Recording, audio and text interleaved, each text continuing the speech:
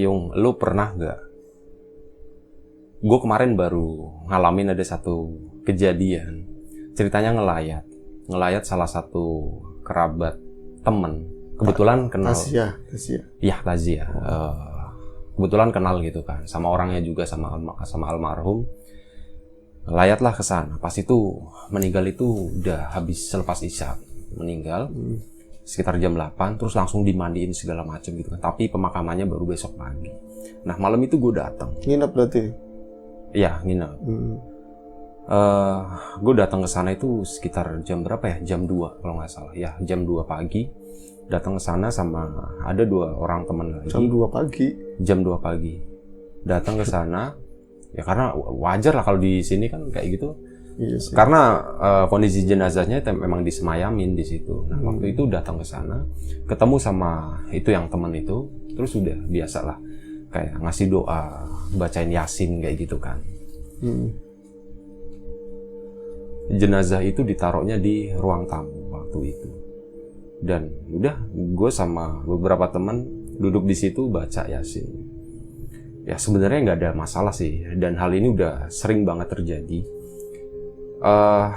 Yang namanya kayak gitu ya, gue kan orangnya agak-agak iseng juga. Maksudnya iseng tuh gini, isengnya bukan iseng yang ngerugiin ya.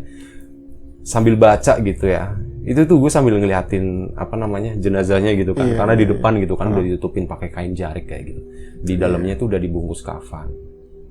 Serem banget ya kayak gitu. Itu gue duduk di depannya jam 2 pagi. Itu di luar masih ada beberapa orang. Mereka masih melek, tapi banyak yang tidur juga di situ. Di ruang tamu itu cuman kita doang. Tadinya ada salah satu keluarganya nemenin. Itu sama teman? Iya, anak sama 2 temen. Jadi 3 orang sama 2 temen lah. Tadinya ada anggota keluarga, tapi karena ada itu akhirnya dia ke belakang gitu kan. Oh, ada temennya nih. Oh iya. Ya udah. Gue baca di sini sambil ngeliatin gitu. Nah, pas lagi ngeliatin itu, gue ngerasa ya, jenazah itu tuh kayak gerak gitu. Masa sih? Serius sumpah. Kayak gerak gitu, gerak. Kebanyakan ini kan. Gue perhatiin perutnya gitu ya. Itu kayak, wah, jenazah kayak nafas gitu. Ini dan naik turun gitu. Dan ternyata, gue tanya ke hidup lagi. Enggak. Maksudnya gini, gue tanya ke yang lain gitu ya. Ternyata mereka pun ngalamin kayak gitu. Jadi itu kayaknya hampir ya banyak orang ngerasa tuh seperti itu kalau ngeliatin jenazah itu kayaknya kok ada yang bergerak. Gitu. Padahal enggak sih, itu mungkin cuma perasaan doang ya. Gue yakin itu cuma perasaan doang ya. Maksudnya kayak gitu doang sih ceritanya kayak gitu. Nah, kadang aku juga iseng kayak di yang ditutupin di jarit yang bagian sini hidung kan. Kayak masih ada nafas. Iya, gitu. kayak padahal yang angin atau semacam. Angin atau padahal cuma mata kita doang gitu. Itu udah nggak bergerak sama sekali. Cuma pas dilihatin, kok ini kayak masih nafas ya kayak gitu. Itu cuma perasaan doang sih kayak gitu. Ada yang lain maksudnya gimana gitu nggak? Enggak sih, kalau yang aneh-aneh itu enggak. Itu cuma ya cerita kemarin aja kayak gitu. Kas kebetulan belum berapa ya? Mungkin sekitar 2 mingguan yang lalu lah gitu. Kejadian baru dong berarti. Tapi maksudnya nggak ada yang misis-misisnya gitu nggak ya? Cuman itu ditungguin malah itu cuman itu perasaan kayak gitu doang gitu. Oh gitu. Ya seperti itulah salah satu pengalaman ngadepin. Ya kalau dengar ceritanya aku ada yang semacam itu. Kayak gitu ada. Tapi ekstrim ya Tazia begitu malam. Gimana ceritanya? Belum dibuka.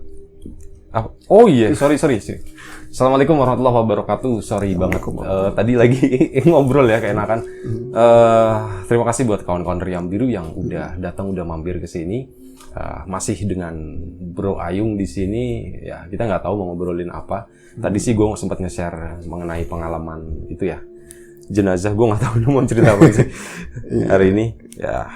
Nggak usah pakai lama sih, langsung aja lah gitu. Iya. Lo kali aja ada yang mau di-share. Kayaknya tadi bau-baunya tuh lu bilang apaan, ekstrim itu aja dulu lu ceritain. Iya karena sebelum ya kayak kemarin itu, maksudnya kita nggak ada konsep dan yang lain sambil jalan.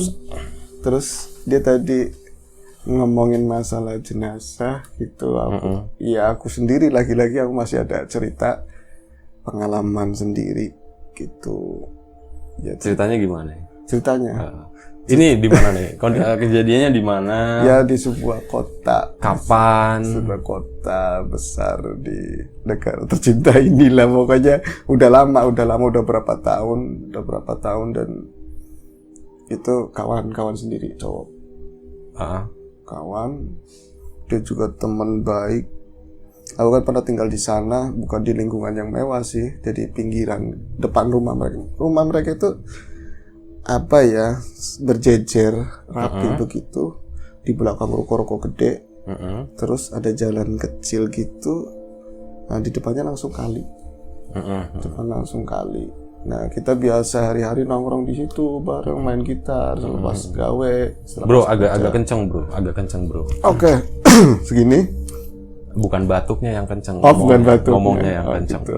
Iya, jadi kita biasa nongkrong bareng, biasa main gitar, apalah ngelepasin lelah kita habis kerja gitu kan. Terus ya biasa kalau anak-anak muda kan nggak lepas, kita masih sendiri ya, perempuan, cewek, iya kan. Kita senang sama yang ini, bayangin kalau punya cewek yang begini kayaknya bahagia dan lain-lain. Kejadiannya kira-kira berapa tahun yang lalu? Ya sekitar 10 tahun. 10 tahun yang lalu berarti 2010. Iya. 2010. Sekitar segitu. Pokoknya setelah itu apa kerusuhan gitu. Kerusuhan apa ya? Kerusuhan yang 98 apa gitu. 98 itu berarti udah 20 tahun lebih. 98 kan habis 98, 99, 20. 2000 sekarang 2021. Udah 22 tahun yang lalu. Berarti 20 tahun yang lalu. Iya, 20 tahun yang lalu. Oh, berarti pas masih di sana ya? Masih di sana, yang tempat aku dulu itu. Gitu. Terus kayak kita ada pekerjaan, ada hari-hari begitu, terus masih sendiri semua kan. Ada ya 1-2 yang udah punya cewek, pernah jalan, diceritain umum lah kayak yang lain gitu. Terus kita pengen kalau punya cewek yang gini-gini gimana? Dalam keinginan yang seperti itu, gitu itu tahu-tahu memang dihadirkan cewek di situ. Tapi ceritanya kan nggak semata-mata hadir begitu kayak di film-film, enggak. Jadi tetangga ya, sampingnya kita nongkrong sebelah kiri itu yang lain kontrakan, ini rumah pribadi gitu.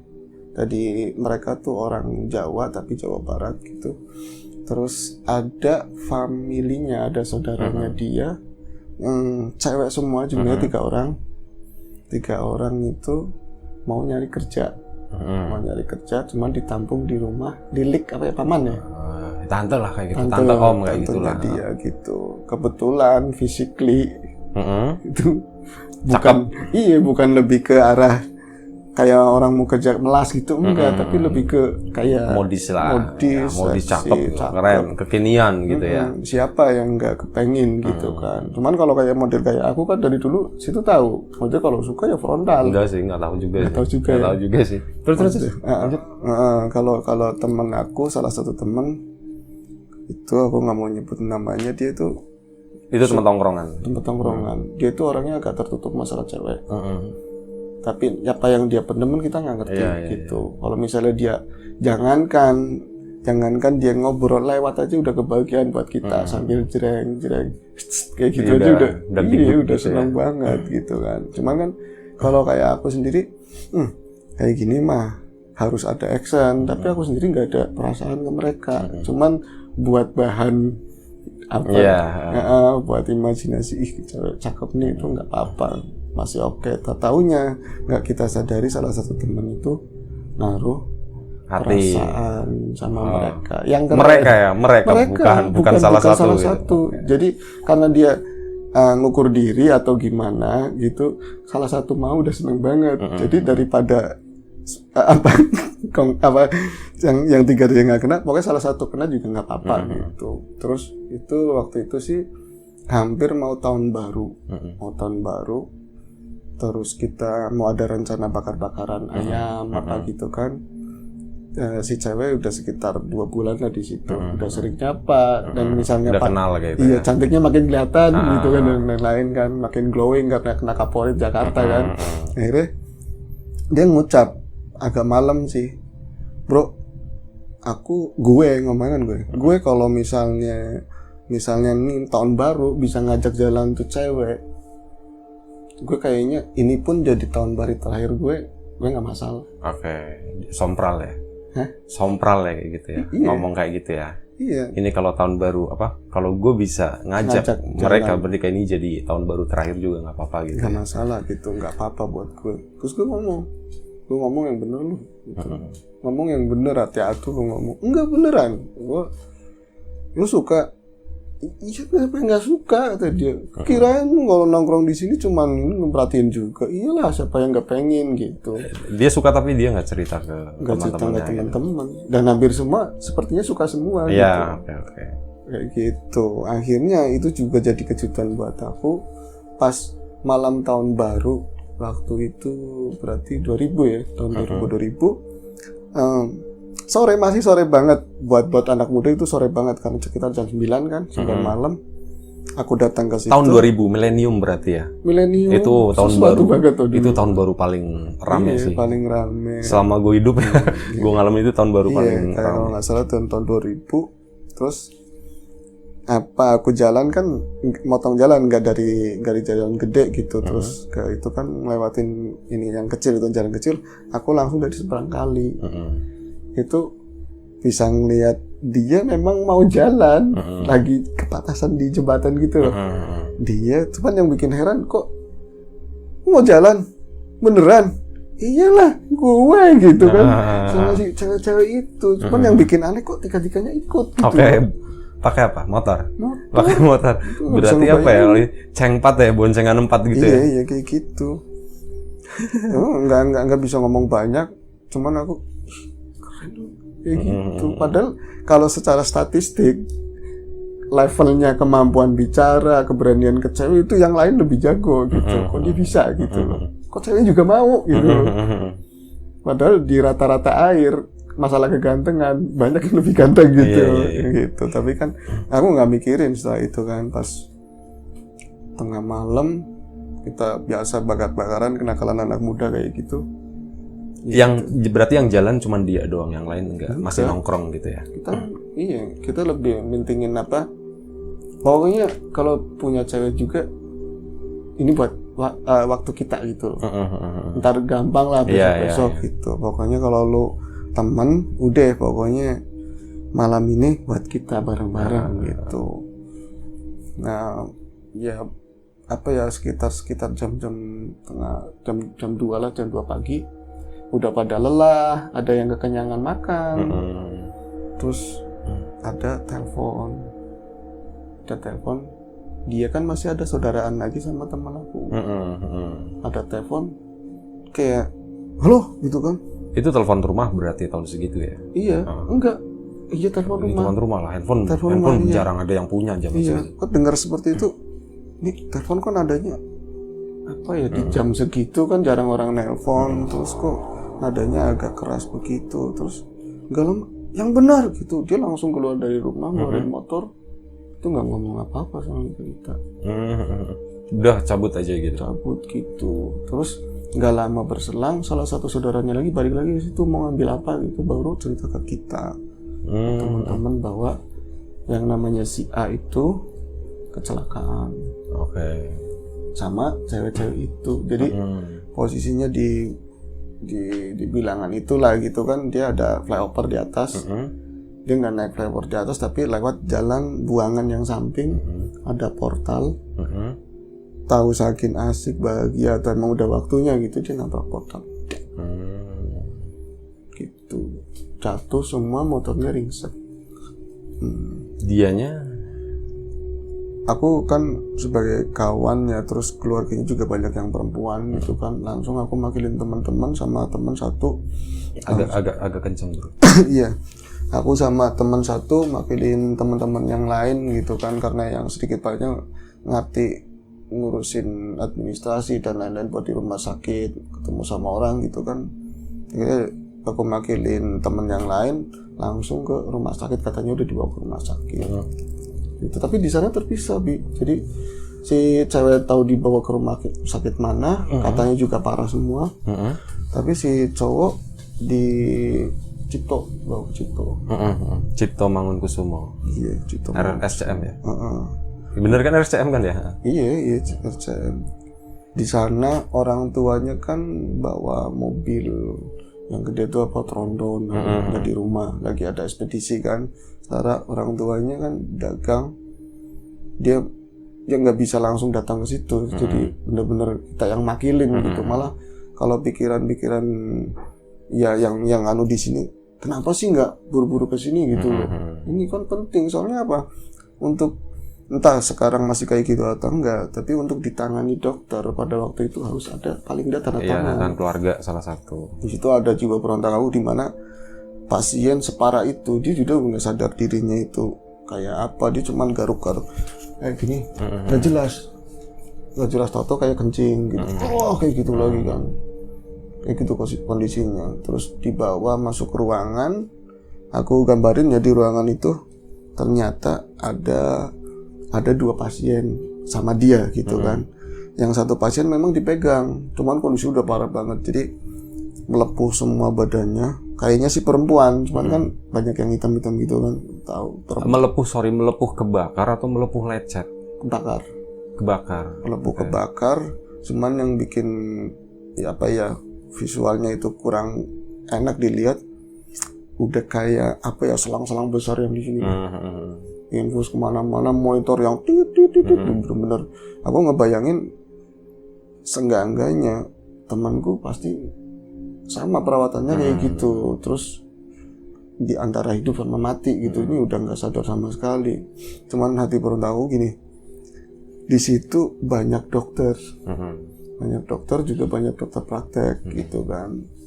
Terus ada suster yang nemenin, nggak dipegang sama sekali.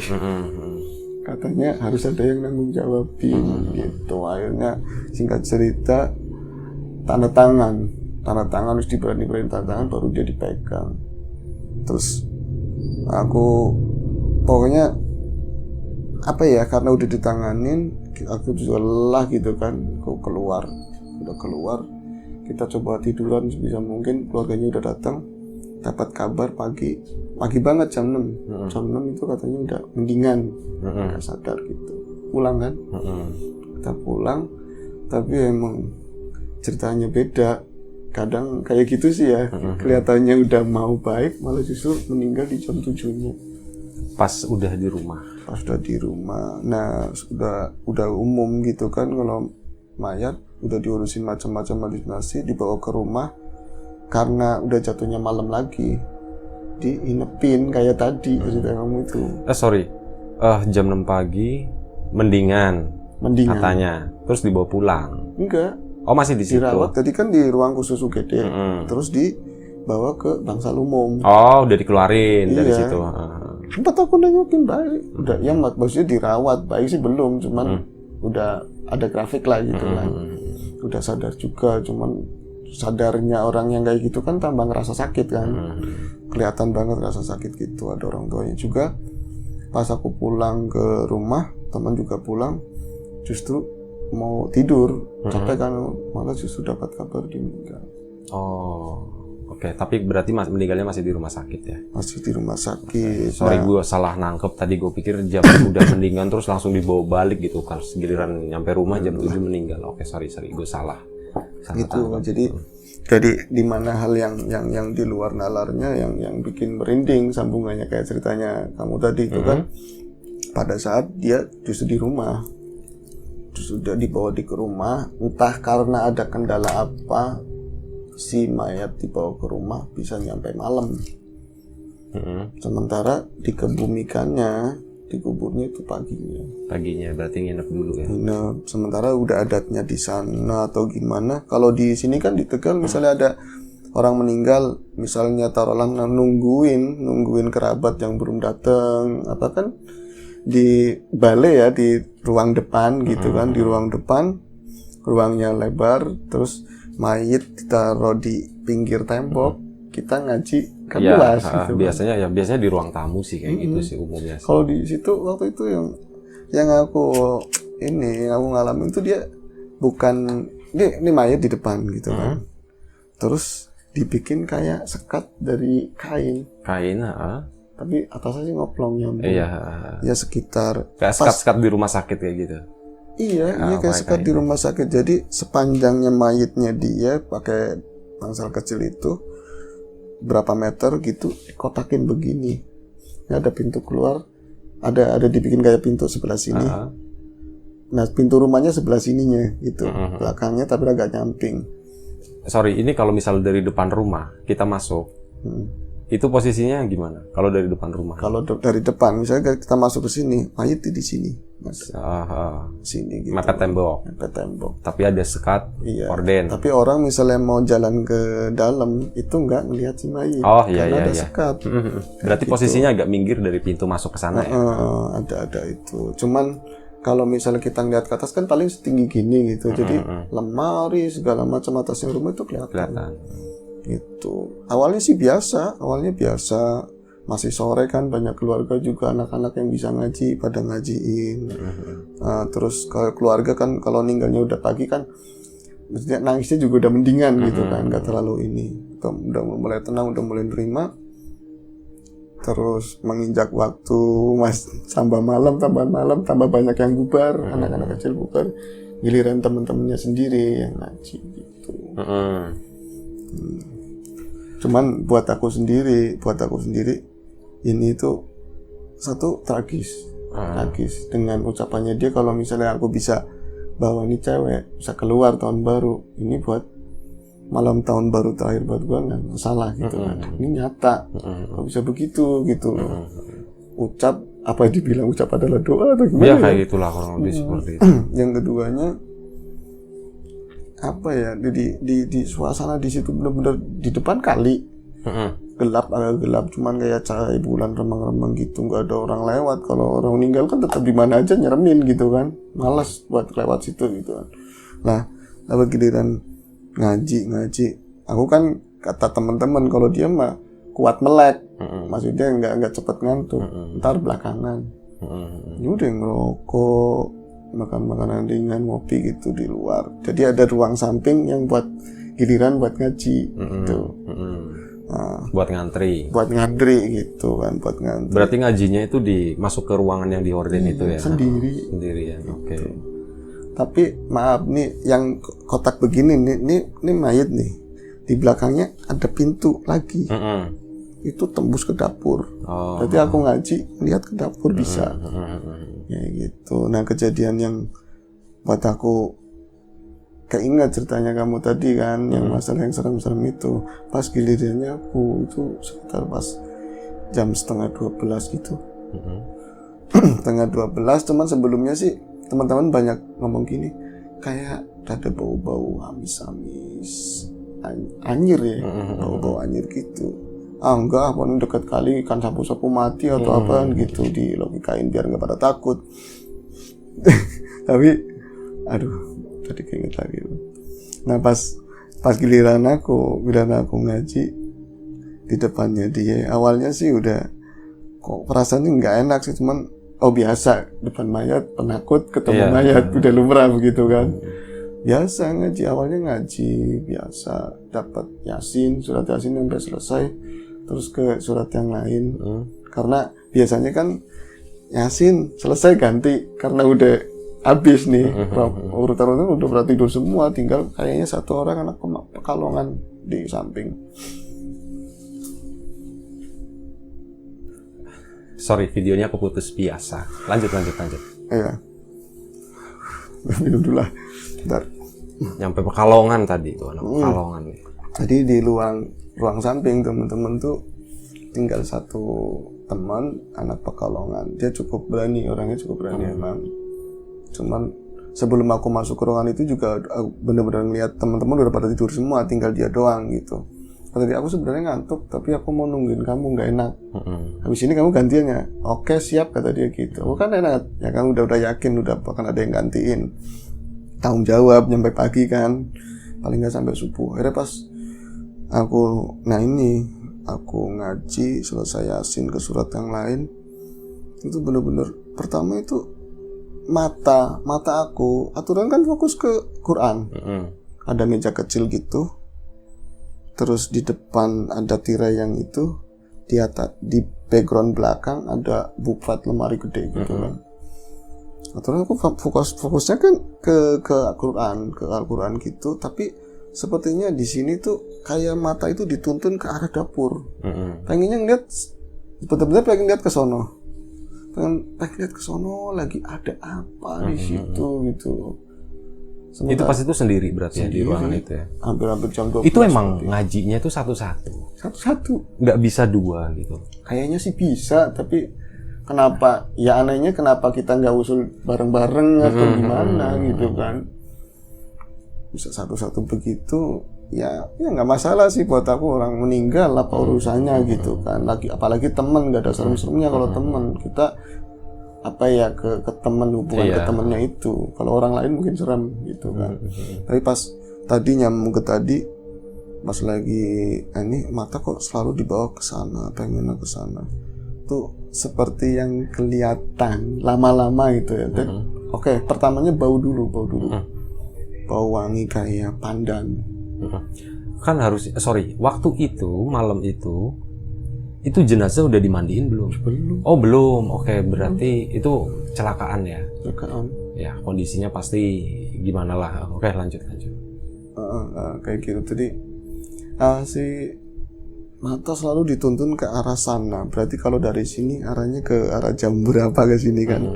Terus kok ke situ, terus aku nggak mau fokus, tapi karena penasaran kayak kemarin kan, penasaran kan gede.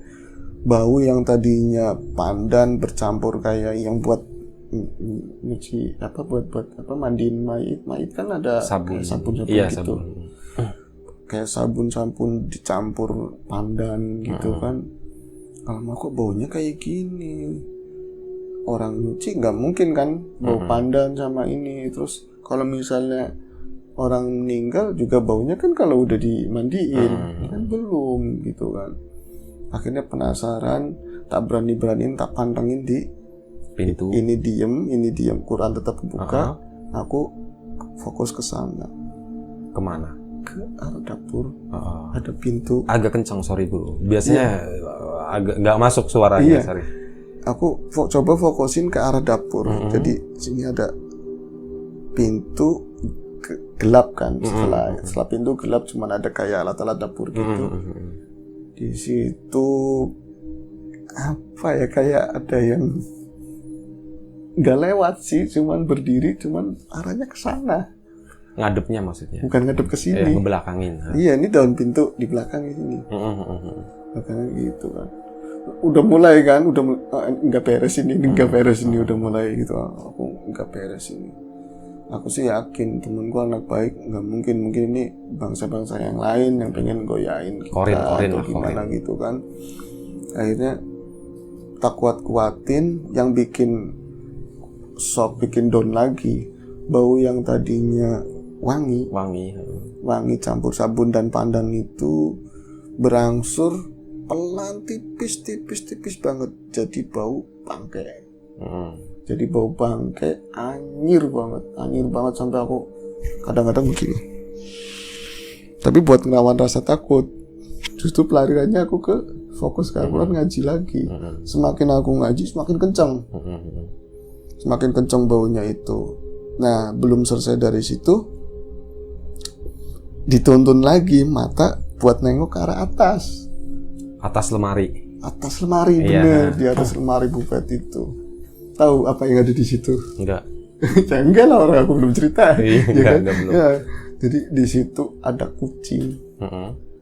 Kucing hitam, sama sekali hitam semuanya. Dari bulu mata apa hitam semua. Ekor panjang. Ya kalau di cerita-cerita dulu si pitung apa kan, ya, apa pokoknya kucing simbolnya gitulah. Kucingnya Sailor Moon, Luna mungkin iya. Enggak, ini serem, beda asli. Soalnya yang satu di sana belum hilang. Iya, masih ada. Bau semakin nyengat, bisa nggak betah banget aku, buat napasnya susah. Tapi aku tak lawan, aku ngaji tapi mata dituntun. Pas aku nengok pelan-pelan, ya Allah, ada apa lagi di atas? Aku pengen nengok ke situ. Pas aku nengok ke sana pelan, di sana bener-bener posisinya begini, kayak gini. Kucing. Jadi bola mata satu ketemu sini, satunya ke sini. Bisa lihat-lihatan sama kucing. Sementara yang aku tahu di keluarga dia mungkin ada kucing lewat kucing peliharaan tetangga atau kucing liar itu nggak warna kayak gitu. Ini benar-benar kayak kaos kita yang kita pakai, legam, sama sekali legam. Terus. Nah, setelah itu yang aku kan walaupun apa ya perasaannya lagi ngerasain bener-bener kok ini begini banget, tapi logika ini masih main. Aku coba berpikir, aku ngalihin mata, yang di sana masih ada enggak? Nggak ada, hilang. Yang di situ hilang, tapi bau semakin santer. Aku balik lagi fokus ke kucing yang di atas. Kucing begini, dalam batin ini bukan kucing sembarangan, kucing biasa, ini sesuatu gitu kan, kata aku begitu. Tapi pelariannya lagi, baca lagi Al-Quran, balik lagi ke surat Yasin. Tak kencengin, dalam arti kenceng gitu. Kenapa tujuannya aku pengen supaya teman-teman yang di samping bangun, supaya mereka itu bangun. Jadi ya mungkin dengan bangunnya. Oh, berarti teman-teman tuh tidur semua. Oke. Tidur semua. Aku benar-benar sendiri dengan suasana yang udah kali itu bunyi kayak gitu kan. Terus ininya juga nggak terang-terang banget. Posisi di depan mayat. Bener-bener. Akhirnya pas aku tak kencengin suara, aku ngajinya tak kencengin, bukan tambah hilang, tambah santer baunya. Dan yang di situ masih ada, masih ada. Aku nggak berani nengok. Nah, yang paling bikin aku bersok dan pengen loncat, kucing itu loncat depan aku persis. Berarti ini apa? Quran ya, ada meja kecil, dia langsung kayak gitu. Bentar, ini Quran, depannya mayat. Di sononya lemari, itu kan berarti lompatnya ngelompatin mayatnya dong ya? Iya. Nah, kan ada mitos katanya, kalau dilompatin kucing nanti bangun lagi gitu kan? Kan kayak gitu. Iya sih. Udah, jangan diterusin gitu. Lari geri, aku yakin. Ada kepercayaan kayak gitu kan? Nggak merinding nih? Hah? Merinding nggak? Enggak. Belum. Asli. Nah, itu sih kucing langsung lompat di depan Quran. Aku nyampe mau dorong ini, mau balik, langsung tertahan begini, tapi nggak ngelihat barangnya si kucing itu, nggak aku tak liatin, nggak. Tak kuasain diri aku dulu, istighfar, terus mencoba buat tenang. Aku lihat dari paling bawahnya si kucing dulu. Jadi gininya, ukurnya depan. Seperti itu. Pelan dari kakinya. Tapi dari tadi sih belum lihat juga di buntut udah begini-begini kan. Pas aku pelan-pelan naik dari kaki yang paling ujung, nempel sama ubin gitu kan, sama keramik, naik ke atas. Berarti jarak antara aku sama gelas di sini nih. Jaraknya segitu. Bukannya dia emang teror mungkin ya buat supaya ngaji berhenti. Dia itu benar-benar ngeliatin mata sama mata begini. Apa lo seperti itu, seakan-akan ngomong gitu, berhenti jangan ngaji, seperti itu, seakan-akan ngomong gitu. Itu ingat lagi ya. Terus sih benar-benar dia ngeliatin begini, muka sama muka, tatap-tatapan, nampol juga nggak berani, ya kan? Siapa tahu kucing-kucingan, gitu kan. Kalau teman-teman ngomong kucing plastik lah, buat tanda kutip gitu kan. Kucing plastik. Akhirnya aku, ya Allah kok gini banget. Tapi aku nyebut di sini makin mantang, dia makin liatin. Cuman tak kuatin begini, baru dia turun, matanya mulai nggak ngeliat. Tapi dia kayak nengok ke situ. Dan ketika aku ngikutin arah kepalanya dia, nengok ke sini, ini kan pintu. Allah, sepertinya nggak terlalu jelas. Tapi temanku yang meninggal itu lagi duduk di situ, posisinya begini. Di pintu yang ke arah dapur. Jaraknya cuma gini kali. Ya, mau lari kemana ada dia gitu kan. Kondisinya gimana pas itu? Yang dilihatin itu pakai baju biasa atau? Pakai baju biasa, kayak lagi ketika main. Ya hitam kayak gitu, pakai celana jeans. Cuman dia nggak ngeliatin wajah sih begini. Cuman ya. Ngadep ke kali gitu. Wow, udah bos. Naik semua bulu. udah nggak bisa ngerasain keadaan deh. Pokoknya tak tenangin kayak apa. Aku langsung loncat karena ini pintu sebelah sini. Di sini kan pintu yang dari itu kan. Aku langsung loncat nyebrang ke sana. Teman-teman masih Bener-bener plak Quran udah selesai. Bahwa kayak nggak peduli udah kayak apa. Pokoknya udah selesai. Dia banget gitu. Nggak mikirin kucing mau makan apa nggak tahu. Pokoknya langsung loncat ke ruang samping. Temanku ternyata lagi begini. Dia juga ngeliat. Ada salah satu yang bangun. Enggak, emang aku kan bilang satu doang yang bilang aku sebenarnya ngantuk tapi mau nemenin kamu. Oh, gitu. oke. Yang anak Pekalongan itu. Oh, yang anak Pekalongan ya. Dia juga ngeliat dan denger semua bau dan lain-lain. Dia juga ngerasain. Akhirnya, bro, gue bilang gitu aja kan sama Randy. Bro, gila kayaknya. Aku juga tahu, aku juga lihat. Terus kita gimana nih? Wah, udah bener-bener ini banget kan, merinding semua campur aduk. Ngeliat mata kepala sendiri, dari awalnya dari wangi nyampe ke bau anyir dan segala macem, sampai bener-bener visual muncul seperti itu. Bukannya temen ngadem-ngademin, nggak ada apa-apa, malah temen juga, aku juga niat sama kayak gitu. Tapi ada tanggung jawab, kasihan sama ini. Mutusinnya apa? Kita udah selesai aja, nih minum, tidur aja yuk, tidur. Jadi satu sama temen itu aku ditutupin begini. Tahu temen tidur apa enggak? Aku nggak ngerti, tapi aku nggak tidur sebenarnya. Kebayangannya kalau selimutnya ditarik begini, tutupnya sarungnya itu gimana gitu. Aku baca apa sebisa. Kalau tiba-tiba pindah duduk di situ gitu, kayak gini gitu. Nyender gitu kan. Geseran dong gitu. Sih ngomong dulu. Ternyata dia gitu. Ada sih sebenarnya, gue sendiri juga pernah ngalamin, kalau nggak salah udah pernah gue ceritain di Lapak Horor ya. Ya, hubungannya sama itu tadi, orang yang meninggal. Jadi waktu itu tuh almarhum kakek ya, dari pihak ibu itu kan meninggal pas gue masih TK. Masih kecil, tapi gue masih inget, kebetulan memori gue lumayan tajam lah. Nah, jadi waktu itu, pas acara meninggal itu, gue lupa detailnya seperti apa, cuman ada acara potong kambing, kayak buat acara selamatannya kayak gitu. Jadi motong kambing. Nah, dipotong kambing, udah acara selesai gitu kan. Kita keluarga pulang dong semuanya ke rumah. Waktu itu udah malam, selepas tahlil ya, udah malam lah, mungkin jam 9, jam 10. Nah, pas kita sampai di rumah, mungkin baru sekitar 5 atau 10 menit. Yang gue inget tuh orang tua masih beres-beres tempat tidur kayak gitu kan. Karena dari siang memang ditinggal sibuk di sana. Pas pulang ke rumah, itu gue yang pertama nyium. Apa nyium apa kok tuh? Bau kambing ya, bau perengus gitu. Itu bau perengus itu nyengat banget yuk. Motongnya di mana? Motongnya di rumah kakek. Tapi baunya nyampe ke situ. Baunya nyampe ke rumah. Ini motongnya itu pagi. Motong pagi. Malam udah beres semuanya. Gue mikirnya sih begini. Bukan gue yang mikir. Bapak sama ibu, karena ya orang tua logis dong.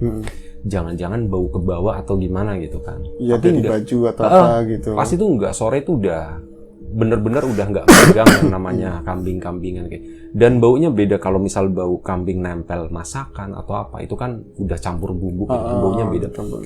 Ini tuh bener-bener kayak lo duduk 1 meter di samping kambing kayak gitu. Baunya tuh kayak gitu, nyengat banget, dan itu seluruh ruangan. Aku duduk 1 meter di samping kambing. Baru dihitung dulu. 1 meter. 5 1 meter. Ya. Anggap aja ya. No problem. Kayaknya lebih dari 1 meter. Berarti bukan kambing. Beda 10 bukan kambing dong ya? Bukan. Okay. Nah, itu kayak gitu, dan udah dicari semuanya. Dan waktu itu gue juga penasaran, pengen ngebuktiin gitu. Ini beneran bau kambing atau ada sesuatu gitu. Gue masih kecil dan gue udah mikir kayak gitu. Dari depan, ini termasuk dari kamar ini semuanya ya. Itu gue puterin sampai belakang. Enggak ntar. Ini cerita di rumah ini. Cerita di rumah ini. Aduh, iya. Nah, udah gue puterin semuanya, itu rata baunya. Satu rumah itu bau kambing. Buat nyari bau itu doang. Iya. Itu gue muterin semuanya. Sekecil itu gitu. Dan orang tua juga sama, kayak gitu, nyariin kesana kemari, bener bau perengus katanya. Terus si ibu bilang, wah mungkin si Mbah pulang kali katanya, nengokin ke sini, mikirnya kayak gitu sih ibu bilangnya. Ya gue mikirnya ya bisa jadi sih, dan gue mikirnya wah iya bener nih, ini kayaknya si Mbah datang ke sini nih. Gue Tapi mikir kok perengus gitu? baunya perengus, bau kambing gitu. Itu makanya gue juga bingung gitu kan. Setelah ya maksudnya ke belakang, memang fenomena seperti itu ya yang berhubungan dengan kayak orang meninggal kayak gitu. Apalagi ditambah dengan cerita dari kawan-kawan di lapak horor gitu yang udah pernah berbagi ceritanya, itu ada beberapa pengalaman kayak gitu. Wujudnya tuh macam-macam ya. Itu bisa kambing atau memang bisa menyerupai almarhum dengan kondisi yang baik ya, pakai baju biasa. Tapi ada juga yang datangnya itu udah pakai wujud lepet albino ya, atau bahasa gue vulgar pocong gitu, pocong lusuh, buntalan lusuh kalau istilah gue tuh kayak gitu, buntalan lusuh. Itu kayak gitu pun ada. Ternyata banyak wujudnya macam-macam, dan mungkin salah satu yang datang ke kita, keluarga kita waktu itu pas meninggalnya kakek itu ya, itu sama kayak gitu. Dan belakangan gue baru tahu gitu ya. Dan ini salah satu termasuk yang gue yakin yang kalau setiap ada yang datang kayak gitu, itu udah nggak ada urusannya sama almarhum gitu. Almarhum itu udah urusannya sama udahlah. Tapi ya itu tadi lah, yang seperti itu tuh lebih ke korin lah. Itu yang mungkin yang ini ya itu tadi kayak yang sempat lu mention tadi, mau nyebar fitnah atau apa gitu kan. Kayak mungkin sama dengan apa yang ya, kalau aku main logika kan begini, kalau misalnya taruhlah temanku kan meninggal, dia punya amalan, ada yang jelek ada yang baik, terus dia udah di titik itu, berarti yang dibutuhkan yang bisa nolongin kan, kalau kita beragama amalan yang baiknya ya, gitu kan, terus doa dari teman-teman. Kita ngaji berarti kan doain dia. Iya, sanggup lah ya. Kenapa harus dihadirin seperti itu dan munculnya kucing yang seperti itu? Nyuruh gue berhenti, aku berhenti gitu kan. Berarti kan bukan dia banget, tapi sesuatu yang menghalangi itu gitu. Ada satu lagi cerita nih, masih berhubungan dengan itu ya. Tapi ini berarti tante yang ngalamin. Bukan tante, sepupu. Sepupu dari pihak ibu ya, kakaknya ibu. Ada salah satu tetangganya, tepat di depan rumahnya itu meninggal waktu itu. Meninggal karena sakit. Dan beberapa hari kemudian, kalau nggak salah malam ketiga, itu mereka itu ngedenger. Mereka kan anaknya cewek-cewek semua 4. Itu kan satu kamar dua gitu. Nah itu malam-malam, tengah malam kayak gitu, itu ada suara kayak gitu, kayak orang menggigil, kedinginan, atau orang nahan sakit kayak gitu. Cewek apa cowok? Suaranya cowok, bapak-bapak. Yang meninggal? Yang meninggal cowok. Suaranya itu cowok. Ya itu tadi, suaranya, loh, kok suaranya kayak si Pak ini? Katanya. Kayak gitu. Wah bener ya kayak suaranya Pak ini. Akhirnya udah kan, ngebangunin yang lain gitu. Ada suaranya Pak ini. Apa ya, istilahnya tuh apa ya, ngerintih gitu. Kayak gitu. Udah akhirnya pada kumpul semua. Tapi lebih ke menggigil bukan? Iya, lebih kayak menggigil. Kalau mungkin kalau divisualisasikan ya kayak gini ya, kayak gitu. Kedinginan kayak gitu. Nah, pas malam berapanya? Enggak malam itu cuma ngedenger suara doang, dan akhirnya paginya kan ribut kan. Biasalah kayak gitu tadi malam ini gitu. Beberapa malam kemudian suara itu datang. Suara itu tuh hampir setiap hari itu kedengeran. Sampai mungkin ya kalau nggak salah mungkin malam ke-7 kali. Itu suara itu datang lagi. Anak-anak udah tahu di situ kan. Sepupu itu udah pada tahu si keluarga ini pasti nanti datang lagi nih malam ini nih. Nah, gimana nih malam ke-7? Direkam. Enggak lah, zaman udah lama itu. Itu udah lama, udah tamu sama lah tahun 90-an sih. Pas itu kedengeran lagi suara, tapi kali ini itu suaranya muter rumah. Bukan di statis di situ. Bukan di situ. Kalau yang pertama itu kayak di depan rumah. Kayak di depan rumah. Nah, sepupu itu tidurnya di kamar paling depan sama kamar yang ada di ruang tengah situ. Kedengeran banget. Nah, waktu itu muter suaranya. Muter, akhirnya wah itu tuh datang lagi, pada takut, ngumpul semua di ruang tengah dong. Ruang tengah itu di sampingnya itu kayak ada garasi tapi panjang nyampe ya ada lorong gitu ya, segede mobil lah kayak gitu, tuh masuk nyampe belakang gitu tembus. Dan di depannya tuh gak ada pagar, orang siapa aja bisa masuk ke situ. Nah di ruang tamu itu ada kaca gede, kaca tembus keluar, tutup korden, itu ngumpul di tengah semua. Suara itu ngedatengin ke situ, ke samping kaca di Samping situ. kaca, iya. Ada salah satu sepupu yang penasaran banget, yang paling gede nih. Penasaran gitu, takut-takut tapi penasaran gitu kan. Ditengok begini, ternyata itu almarhum nggak pakai baju sehelai pun, jalan sambil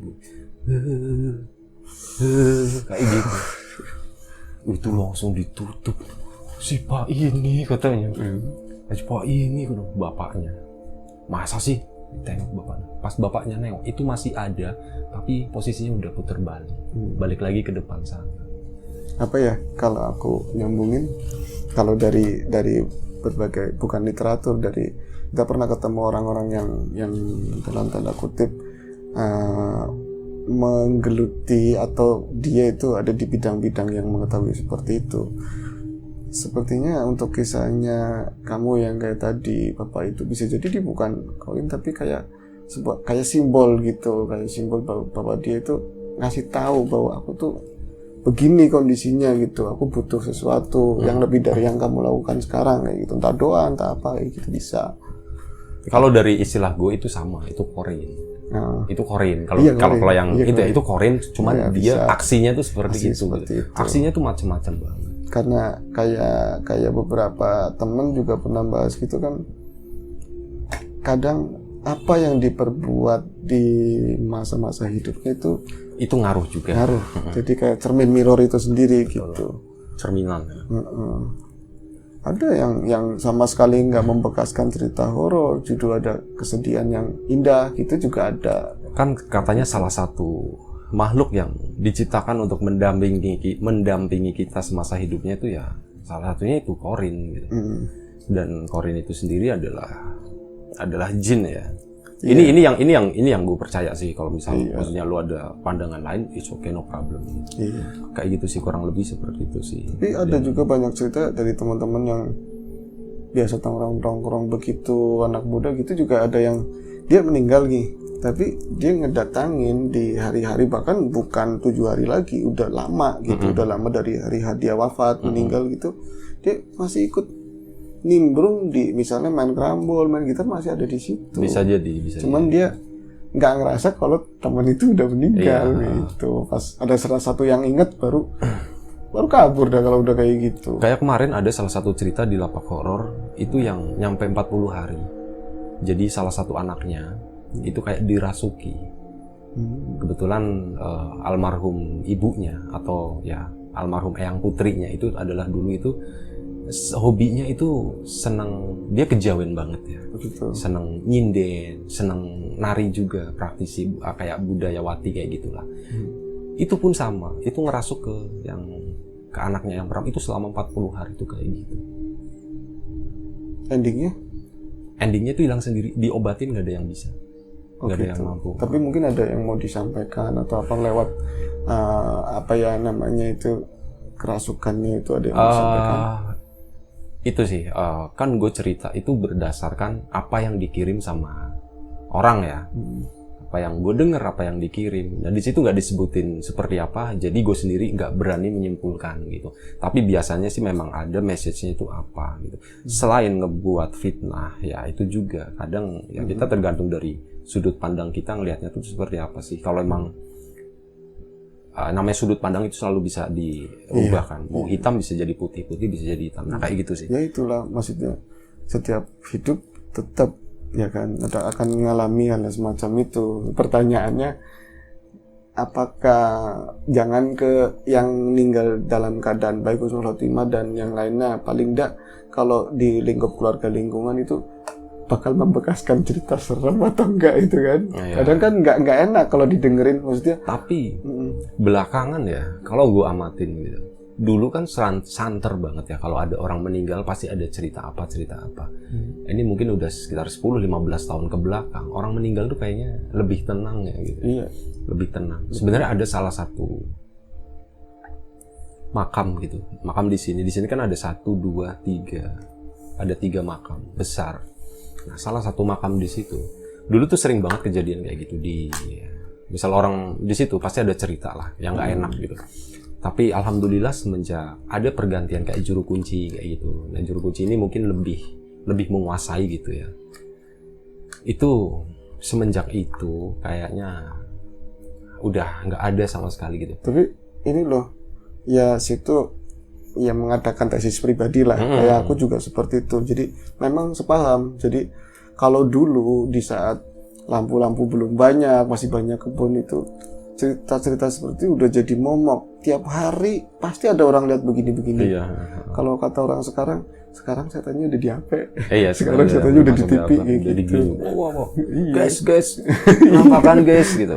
Iya, jadi agak berkurang untuk cerita-cerita seperti itu. Mungkin kalau dari kita juga, dia juga mungkin inovasi kali ya. Tujuannya kan buat kita jadi menyimpang atau yang lain gitu kan. Mungkin kalau cara ini udah malah, kalau orang sekarang malah diburu. Iya betul, dan mungkin kayak gini sih, ya kondisi sekarang juga udah terang gitu ya, makin ramai kayak gitu. Beda dengan dulu. Kalau mau ngelihat nuansa dulu kayak gitu ya datanglah ke kampung-kampung gitu ya. Atau kalau enggak ya ke gunung. Kenapa banyak nih cerita-cerita di gunung, cerita mistis di gunung nih sekarang banyak banget yang nge-share ceritanya, pengalaman ya. Memang di sanalah mereka tempatnya gitu. Di sana banyak sih. Gue juga banyak sebenarnya pengalaman di gunung, tapi buat gue pribadi itu adalah hal yang sangat biasa, sangat wajar gitu. Ada beberapa yang gue share itu yang termasuk yang hal-hal yang nggak mainstream gitu. Itu gue share. Tapi kalau misal kayak jalan ke gunung, gue ngeliat pocong gitu, ngeliat kuntilanak. Tapi kayak cerita aku tadi yang maksudnya melibatkan kucing, langsung dia ada kontak langsung sama gue gitu, pernah ya? Baru ini apa udah belum pernah. Bener-bener tapi biasanya kayak gitu sih. Wujudnya itu bukan binatang tapi lebih menyerupai ke sosok almarhum sendiri kayak gitu biasanya. Ada beberapa cerita yang ngebahas masalah itu, masalah Qorin yang datang ngeganggu gitu ya. Ngeganggu keluarganya, ngeganggu tetangga-tetangganya kayak gitu. Ya jadi yang ke cerita tadi itu kayak ada tahapannya gitu. Ada tahapannya kayak kita mecahin teka-teki, tapi dalam situasi dimana aku harus bisa menguasai diri aku sendiri gitu untuk menuju yang terakhir itu gitu. Nah pertanyaannya, kalau misalnya ada teman-teman yang penasaran, loh itu kan meninggalnya cewek gimana gitu kan? Iya, ini ngasih keadaan yang cewek ternyata memang ada yang. Itu tadi gue mau tanyain ceweknya gimana yang lama sih nggak ditanya, aku ngomong sendiri akhirnya. Lupa tadi. Iya. Karena lagi cerita jadi gue tahan dulu. Nggak deh, ini ternyata yang cewek itu mungkin sekarang udah nggak cakep kali ya. Udah cacat ya. Nggak tahu sekarang perbaikannya kayak apa. Sekarang kan banyak teknologi, ada buat glowing dan segala macam. Jadi yang satu katanya dia langsung dibawa ke kampung halamannya dia gitu kan. Setelah di pertolongan pertama di rumah sakit langsung dibawa ke kampung halamannya. Jadi cewek yang pertama itu rusak di bagian muka, dia nyium aspal ke sana. Yang satunya tulang rusuknya patah 2, yang lain kan di kaki. Kakinya hilang satu. Ya nggak hilang sih, cuma cacat. Patah seperti itu. Berarti yang ceweknya itu hidup cuman yang nyetir aja yang ini. Iya. Kalau misalnya ngomongan anak-anak yang asal ngomong ngaco gitu kan, bilang dia udah bahagia, tujuannya udah tercapai ini gitu. Jadi seperti itu. Iya, sesuai apa yang dia omongin gitu. Sih satu sama lain. Ya intinya terima kasih banyak buat Bro Ayung sama buat kawan-kawan di rumah semuanya. Udah nontonin kita, udah mau dengerin kita ya. Gue mohon maaf secara pribadi ataupun mewakili Ayung juga kalau misal ada sesuatu yang bikin gak nyaman, ada sesuatu yang gak sengaja kita lakuin, satu kesalahan gitu ya, mohon dimaafkan. Intinya itu sih, kita ambil sesuatu yang positif dari kejadian-kejadian atau cerita-cerita yang kita sampein, dan ya kita buang jauh-jauh sesuatu yang negatif. Masalah kesimpulannya seperti apa, itu balik lagi ke kawan-kawan semua. Iya, dan aku nambahin, sorry sedikit, jadi dengan adanya cerita tentang yang seperti tadi ada orang meninggal dan lain-lain, dengan cerita kita yang mungkin sedikit seram ini jangan mempengaruhi ketika memang ada keluarga itu tetap hadir, kita beri support, beri ini gitu, doa sama dia. Nggak semua kejadian seperti itu. Iya, betul. Nah, itu ya. aja. Kayaknya itu aja udah cukup. Iya. Udah, oke. Ya udah, terima kasih banyak buat kawan-kawan semuanya. Jaga kesehatan kawan-kawan. Assalamualaikum warahmatullahi wabarakatuh.